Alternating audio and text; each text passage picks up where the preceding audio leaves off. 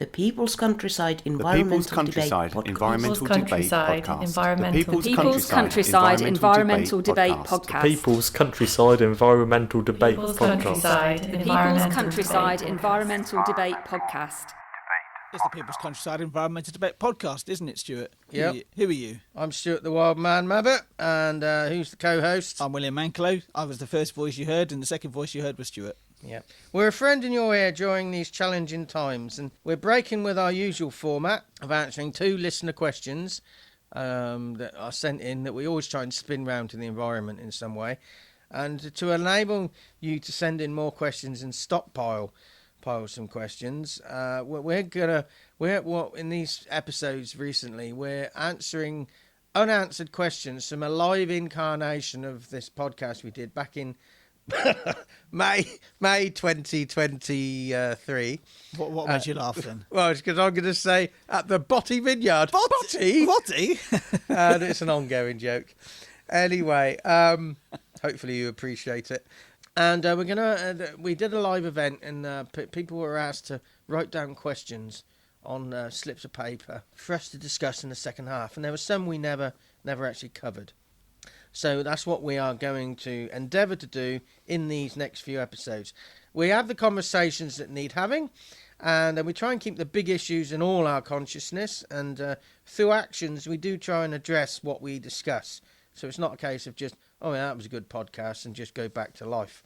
Anyway, we're like you, we're just trying to find a way forward, and we're like two men sat in a pub, given an envelope, and with the question in, and we explore it cold without any preparation.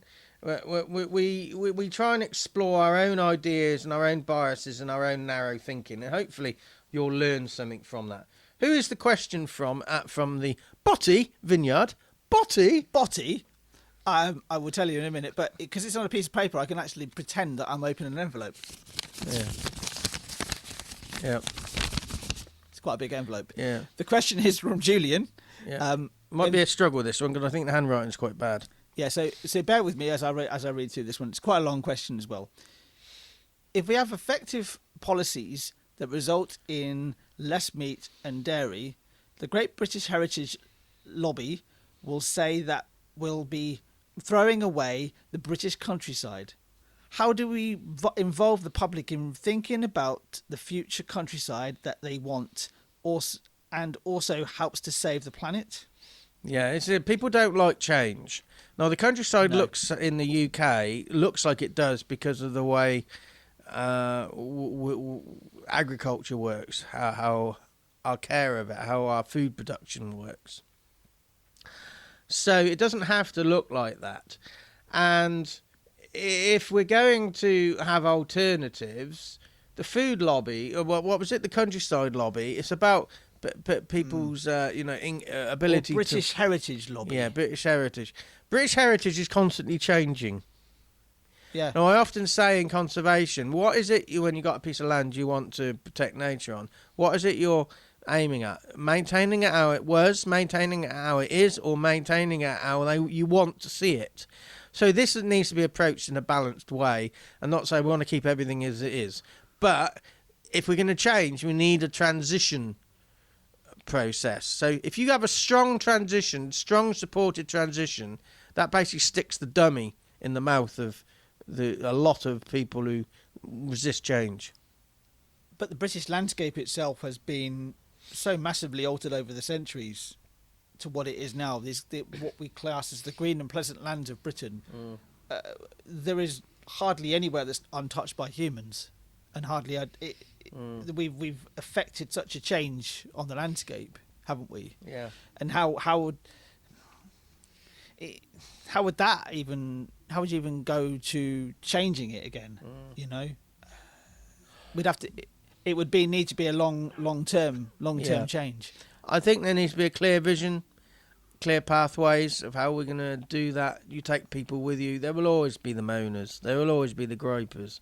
You get the same thing with traffic restrictions within cities. You know, there'll always be those that will be angry about it and will campaign solely on that particular principle.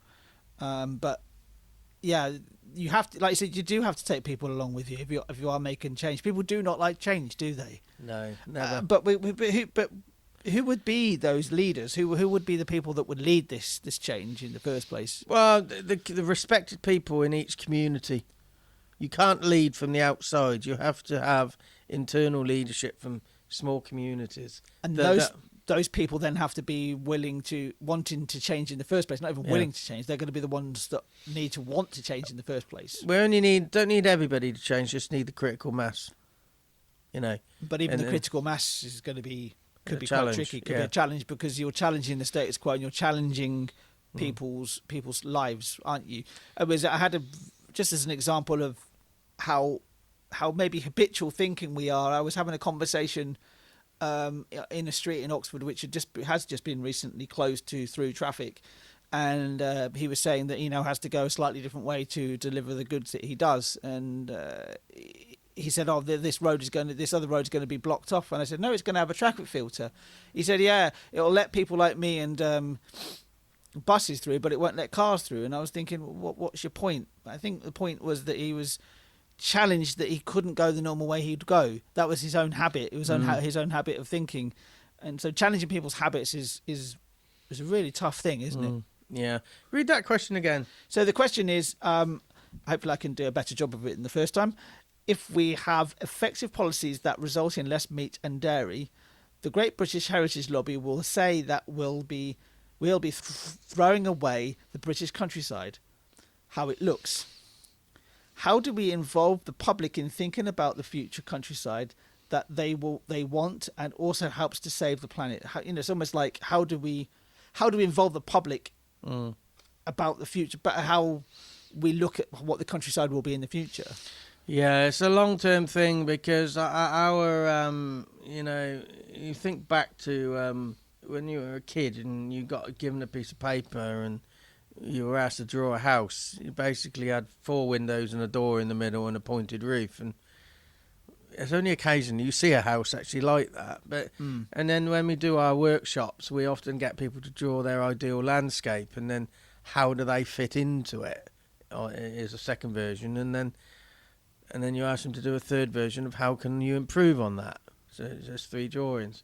But it takes time to get people to see past their own habits, and people often habitually don't allow themselves to see them past their habits. But the countryside only looks the way it does because of our impact on it. And it's like the high street. People saying all them, they were moaning at one time that all the high streets look the same because you had all the same names up at the shops. And now a lot of businesses are disappearing, and the high street looks deserted. Well, that is a modern day phenomenon after the Second World War. I mean, our high streets didn't look like that. We had lots and lots of cottage industries and local independent stores. And I was talking to somebody a number of years ago. They didn't even know what independent meant. Anyway, so it's sort of like we view this in our own lifetime. But, I've always tried to read the landscape. You see lumps and bumps, and so you can sort of see, sort of like archaeology, but it's just sort of like you can sort of see the history in front of you. But it's just that awareness, and what can we learn from that generational thinking, do you think? What multi-generational, singular generation? Multi-generational thinking. Well, it's just we start to be able to adapt quicker to change, and I was thinking, and I forgot to say this, but it is our dislike of change, again, and I often say this, is that rooted in our avoidance of death? I don't know. I mean, when we did this question came from the live incarnation of this podcast. Yes. And when we did the pilot, the question was put in front of people, is a lot of our environmental problems influenced by our avoidance of facing our own mortality?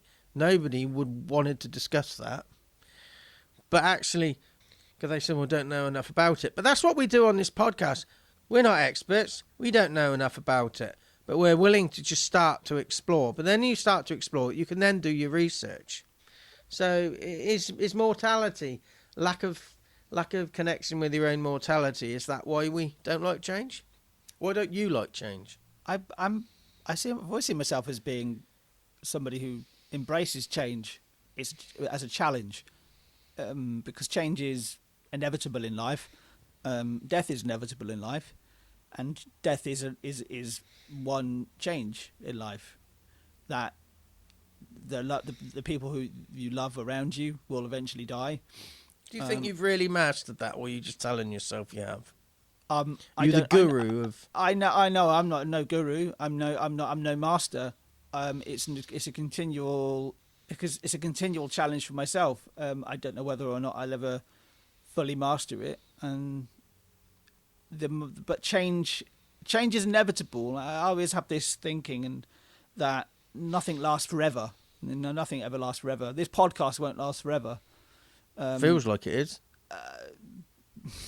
Indeed. But nothing ever lasts forever. So I always try and make the best of the things that bring me joy. The people, the events that bring me joy. I was at a concert on very recently.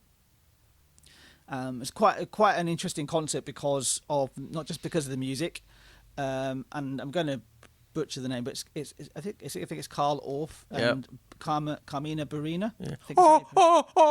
Yeah, absolutely beautiful bit of music. But it was also this concert of twin cities, and the youth orchestra that was there was made up of individuals from all of the different twin cities from all around the world, from Oxford.